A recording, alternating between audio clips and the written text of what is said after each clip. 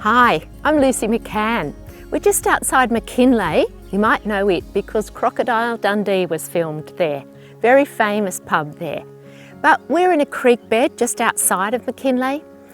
It's usually flowing quite fast in the wet season. You can see the debris coming up the trees here.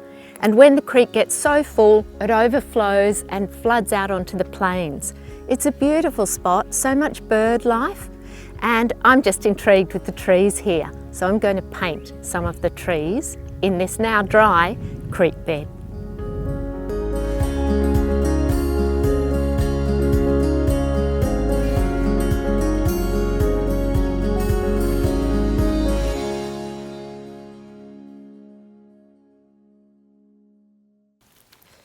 Okay, if you've got time, it's always advisable to do a little study and make sure you feel your scene before you start painting. So I'm going to do a little sketch first of the scene. It's a lovely tree, it's a eucalypt, and it's got darks and lights behind it, which makes the lighter trunk stand out. As soon as I put some shading in behind, we'll get a feel of the values.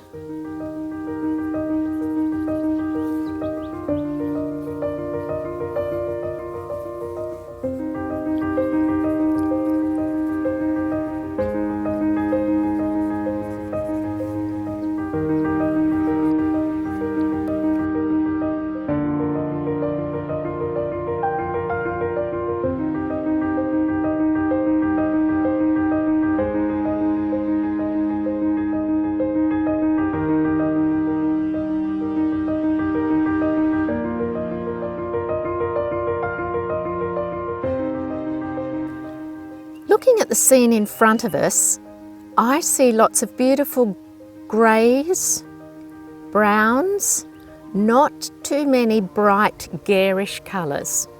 So I would like to talk today about neutralising.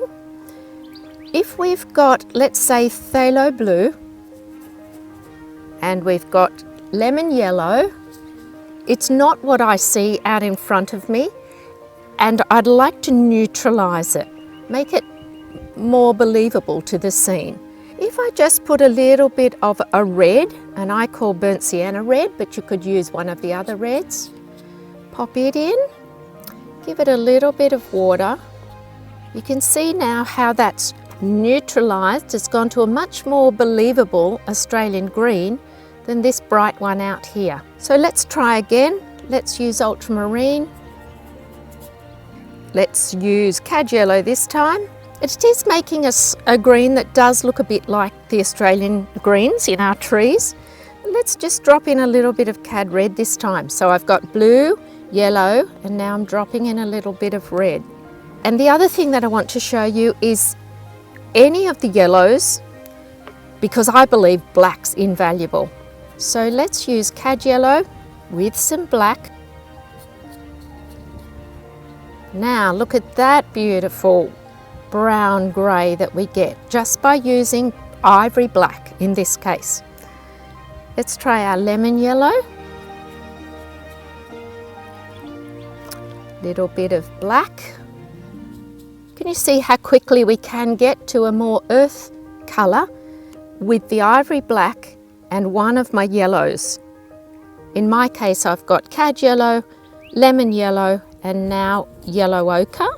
Now can you see that we don't have the garish colours? They've all gone to a more muted, neutralised colour that we can use in this scene.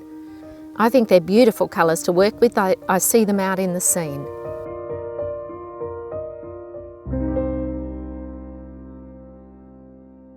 Right, I'm going to give myself an idea of where my trees will be placed. So let's start with this tree over here. Just going to check my placement. Need a bit of foreground. It's a lovely dry creek bed. And this gum comes up.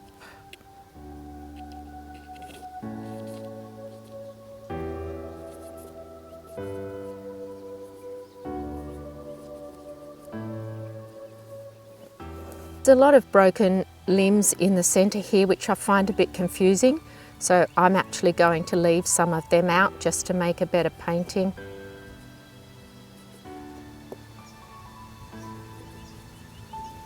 Look at the debris caught on this bottom part of this guy. That's how high the water came before it flooded out onto the plains.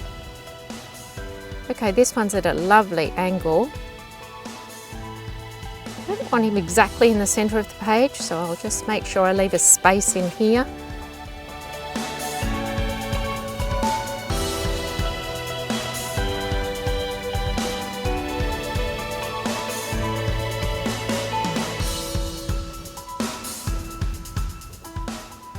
And that lovely dead limb that I really want to capture.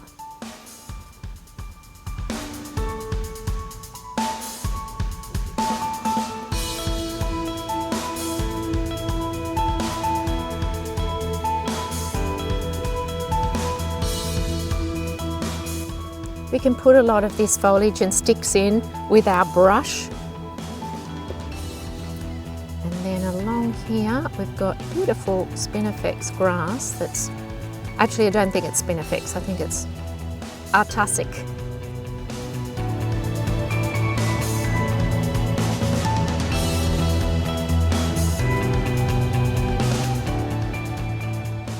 My lights, I'm going to draw them in a dark, so I know where they've got to be placed.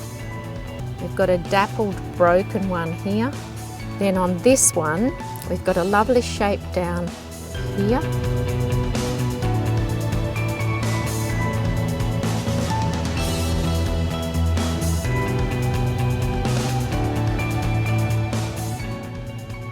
I go dark, so I know where I've got to place those lights. Okay, I think that's adequate.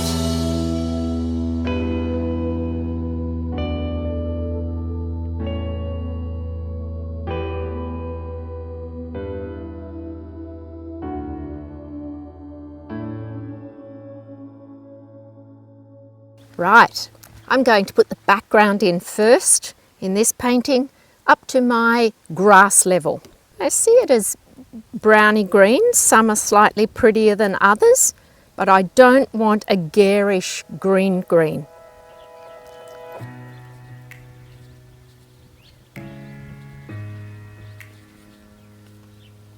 Got to cut around my trees.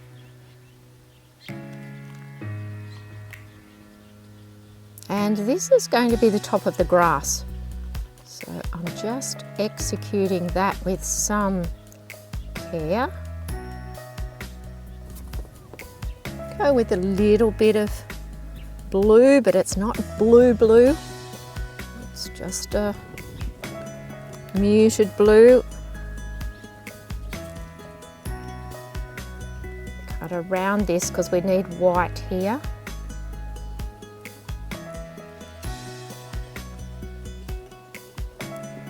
Back up here. Pick that up so he doesn't run into my tree. Bring him the other side. Somewhere here.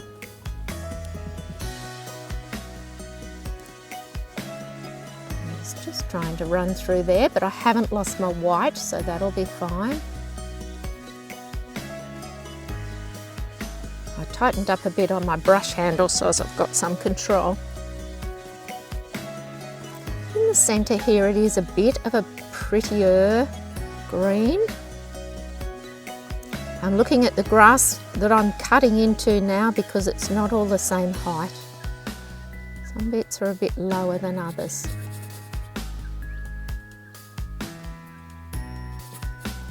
And some water if you need your pigment to travel a bit further.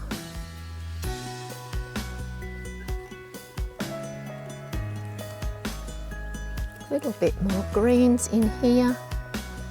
It's got more levels and layers happening than I've done so far. So now this washes dry. Here it's dried. I can get some gum leaves in. Don't want this too busy, as I said, because it's the background. It's just a foil for me to cut out the white of this tree.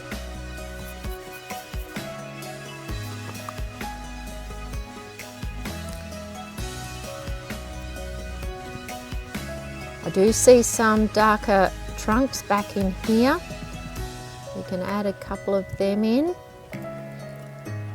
and keep coming across. So we need a muted green again. I'm using ultramarine and ochre at the moment. I'm going to clean it up a little bit by putting some lemon yellow in. I saw more lemon yellow on that side of the tree. Just to correct some of these bits a little bit. Come across here, cut this one out. Point your brush and get your grass started. So this is the tops of the grass out there.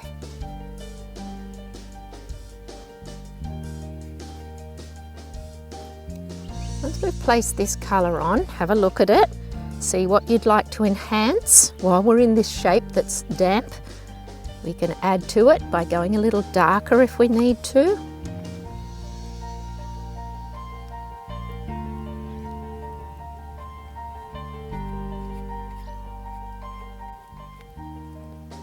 And out over in this section, I'll put this green into here. Point the brush to do my grass. This is forming a negative and positive. I'm actually painting the top of the grass with this plane that I'm putting in, that's the trees. And I wouldn't mind doing a little bit of blue into my mix now, because I do see some muted sky back there. It's not about the blue of the sky as such. What happens on one side of the trunk or branch should be included on the other side. And now a little bit of green, because we don't want our eye to go out over on that edge.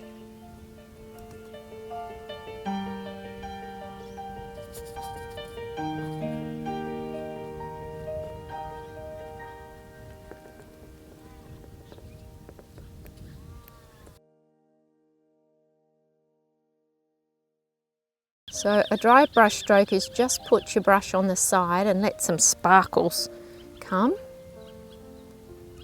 And then just water. I'm just going to allow that pigment to come through here. That's my dark branch, so it doesn't matter if I come over that really, it's going to go darker anyway. I'm going to clean that up a little bit now. So a more true colour of yellow. Let's just push it in here.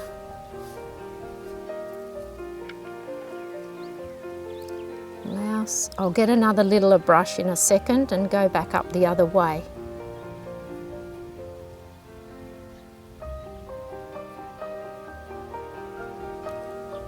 Yeah, that's pretty good.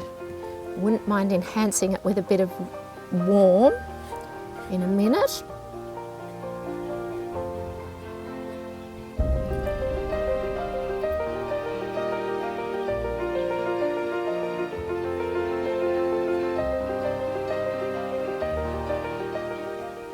Just get a little brush and a little bit of ochre and burnt sienna now. Just going to allow some warmth to come into this section.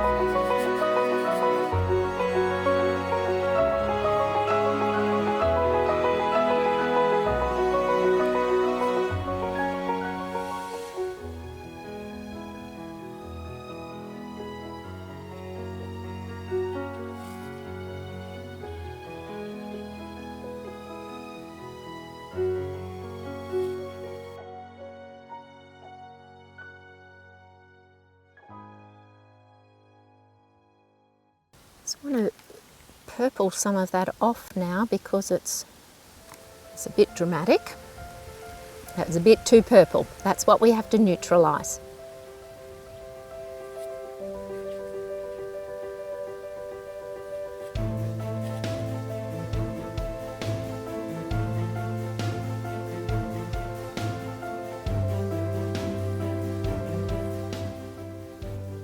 Just trying to make sure my colours are on the neutral side, they're not garish.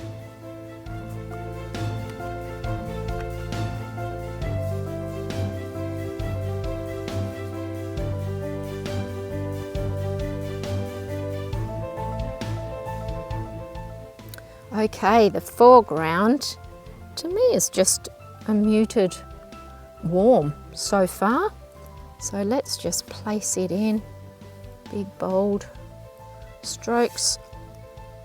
There's a lot of sand being displaced with the beautiful water that rushes through here. Interesting, when I asked about rainfall through this area, they get 16 inches, which is not a lot, but the cattle and the gums have adapted beautifully to be able to manage.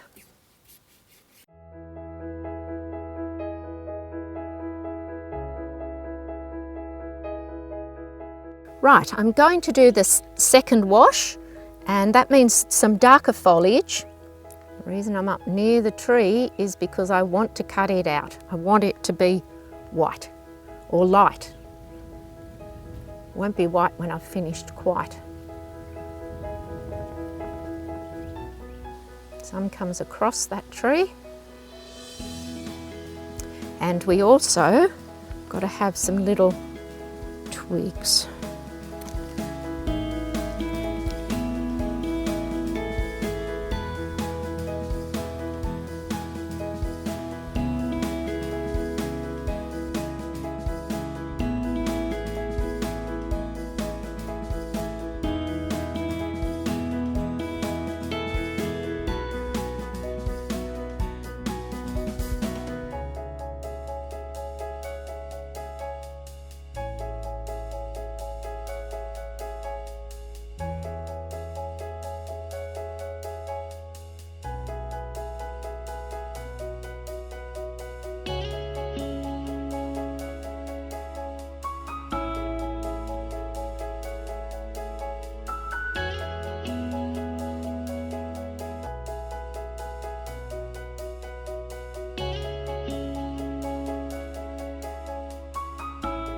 Let's keep travelling across for any, I'm looking at any shadows. So I've still got ultramarine blue, magenta, burnt sienna and yellow ochre in 2 mixes, and then I've added black.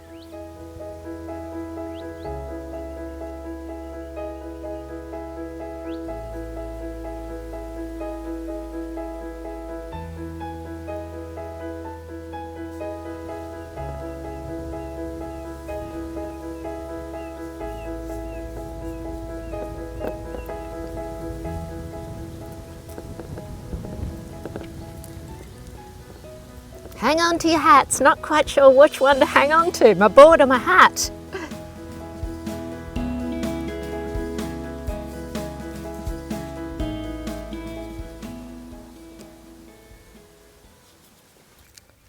Right, I don't like this tree that's going out of my page here now, so I'm going to take him straight up. So I'm just going to give him a shadow side and up here, which is going to look better than that limb going out.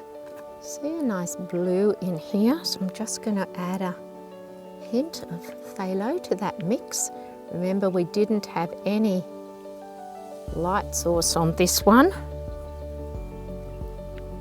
but it does come into light down the bottom here. Okay, we may be able to utilise this, but not white. Take it up there. I'm not going to put any apricots into that one because we don't want to focus out at it. And this one is a purpley blue as well. And the apricot, I'm going to use magenta and ochre. And that light is being cast from underneath here.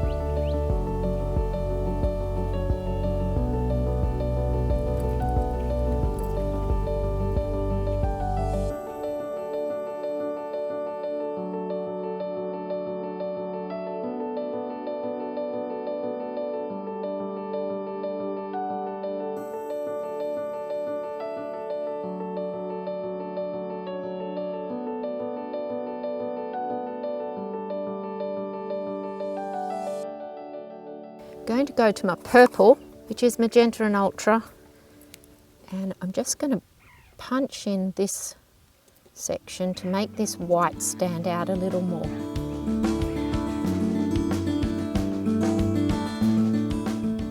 And we'll put some earth in behind that, so as that stands out as well. Our white on this tree.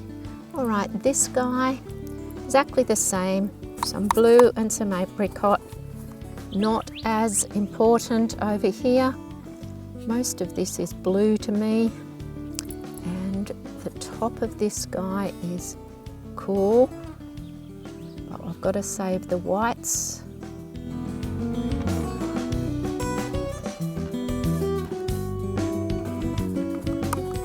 Just going to clean this one up a bit because I see it as quite pretty blue here.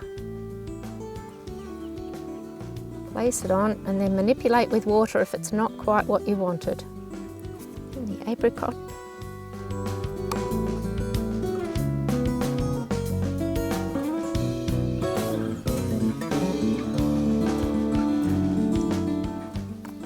This is paler than the one behind, so I've got to suck out some water.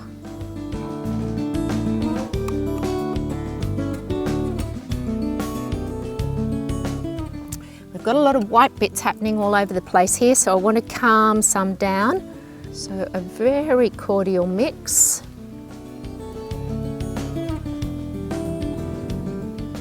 The reason I'm just lessening these in value is because I want the white of the tree to stand out. A little bit on this grass. Might leave a little few hints of white on it. A few sparkles. Around the dead branch that's fallen down, link him to the ground a bit more. And now let's just go for some darks. I'm going to use ultramarine, magenta and black.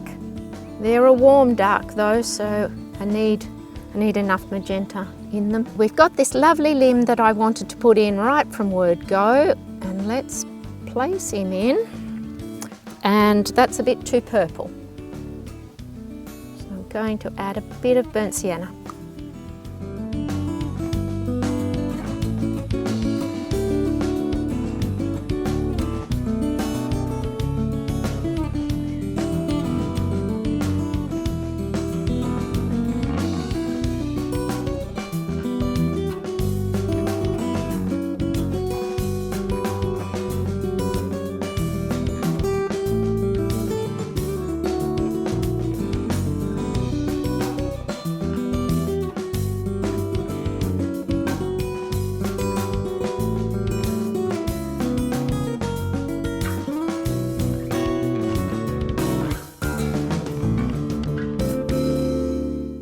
I'll just go to a little brush and we'll just emphasize some of these sections where I want the light to be really dominant. So I'm going back to my blue, and right through here we want to make it interesting. Got to kind of look through my glasses and my sunglasses now to see what's happening. Remember, I loved this section with these bits and pieces, so I'd like to emphasise that. Place my pigment and then manipulate out with water if you need to. There is a lovely crease in there that tells the folds of the tree. And we go up to that dark.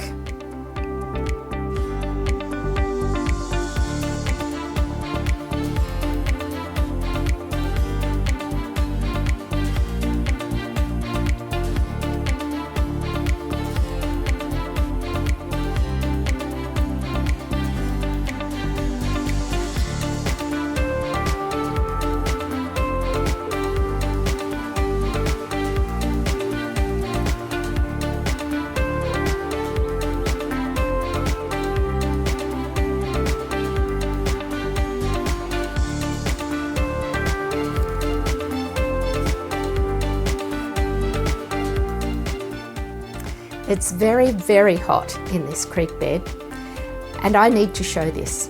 So I'm adding some yellow ochre to the grass and some burnt sienna to the foreground.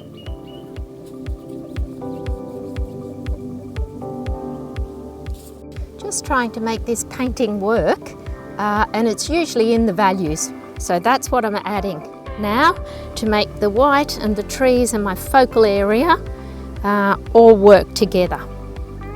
Just going to spatter a little bit of blue leaves, or place a couple of blue leaves because they've fallen off and they're down in this front section. So let's just place some of them in. I think we could just do one little bit of light yellow ochre or light brown, just to link this in a little better as well.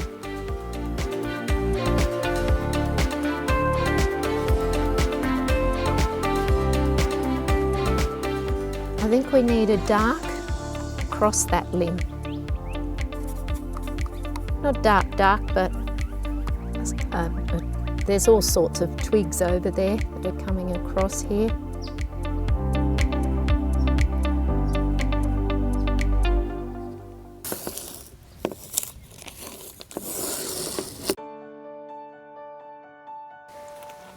How exciting! The painting's finished and I'm really happy with it. This land out near McKinlay is extreme. It's wet for some of the season, dry and hot for some of the season, and people and trees survive here so beautifully. So until we meet in another amazing scene, bye for now.